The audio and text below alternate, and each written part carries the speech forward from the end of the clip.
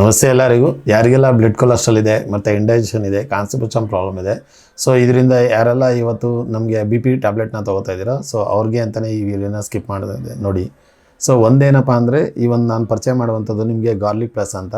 So ಈ ಒಂದು ನಿಮಗೆ ಗಾರ್ಲಿಕ್ ಫಾರ್ಮುಲೇಷನ್ ಆಗಿರುತ್ತೆ. ಪ್ರತಿದಿನ 10 ml syrup 10 ml water mix ಮಾಡಿ ತೊಗೊಳೋದ್ರಿಂದ ನಿಮಗೆ ಬ್ಲಡ್ಡಲ್ಲಿ ಬ್ಲಾಕೇಜಸ್ ಮತ್ತು ಬ್ಲಡ್ ಕೊಲೆಸ್ಟ್ರಾಲ್ ಆಗಿರ್ಬೋದು, ಇವನ್ ಕೊಲೆಸ್ಟ್ರಾಲ್ನ ರೆಡ್ಯೂಸ್ ಮಾಡಲಿಕ್ಕೆ ಅಂತೇಳಿ ನಿಮಗೆ ಈ ಒಂದು ಸಿರಪ್ನ ಬಳಕೆ ಮಾಡೋದ್ರಿಂದ ನಿಮಗೆ ಕೊಲೆಸ್ಟ್ರಾಲ್ನ ರೆಡ್ಯೂಸ್ ಮಾಡ್ಬೋದು. ಯಾರಿಗೆಲ್ಲ ಆ ಬ್ಲಡ್ಡಲ್ಲಿ ಕೊಲೆಸ್ಟ್ರಾಲ್ ಇದೆ, ಬ್ಲಡ್ ಚೆಕಪ್ ಮಾಡಿಸಿದ್ದೀನಿ ಸರ್ ಕೊಲೆಸ್ಟ್ರಾಲ್ ಇದೆ ಅಂತ ಹೇಳಿದರೆ, ಸೊ ಕೊಲೆಸ್ಟ್ರಾಲ್ ರೆಡ್ಯೂಸ್ ಮಾಡಲಿಕ್ಕೆ ತಿಂತಕ್ಕಂಥ ಆಹಾರದಲ್ಲೂ ಕೂಡ ಬದಲಾವಣೆ ಮಾಡ್ಕೋಬೋದು.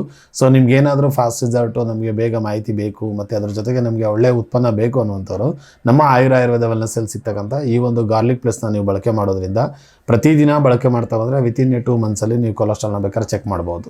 ಸೊ ಈ ಒಂದು ಕೊಲೆಸ್ಟ್ರಾಲ್ ಯಾವ ರೀತಿ ಬರುತ್ತೆ ಬಾಡಿಗೆ ಅಂದರೆ, ಯಾವಾಗ ನಿಮಗೆ ಇಂಡೈಜೆಷನ್ ಆಗುತ್ತೋ ಮತ್ತು ಎಣ್ಣೆಯಲ್ಲಿ ಕರೆದ ಪದಾರ್ಥ ತಿಂದು ನೀವೇನಾದರೂ ನೀರು ಸೇವನೆಯನ್ನು ಮಾಡಲಿಲ್ಲ ಅನ್ನೋದಾದರೆ ಅದೇನಾಗುತ್ತೆ, ಬ್ಲಡ್ಡಲ್ಲಿ ಇನ್ವಾಲ್ವ್ ಆಗುತ್ತೆ.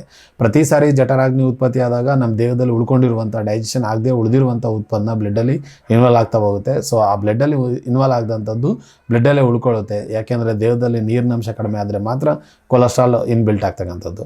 ಸೊ ಜೊತೆಗೆ ಡೈಜೆಷನಲ್ಲೂ ಕೂಡ ವೇರಿಯೇಷನ್ ಇದ್ದರೆ ಮಾತ್ರ ನಿಮ್ಗೆ ಏನಾಗುತ್ತೆ, ಬ್ಲಡ್ ಕೊಲೆಸ್ಟ್ರಾಲ್ ಆಗ್ತಾ ಬರುತ್ತೆ.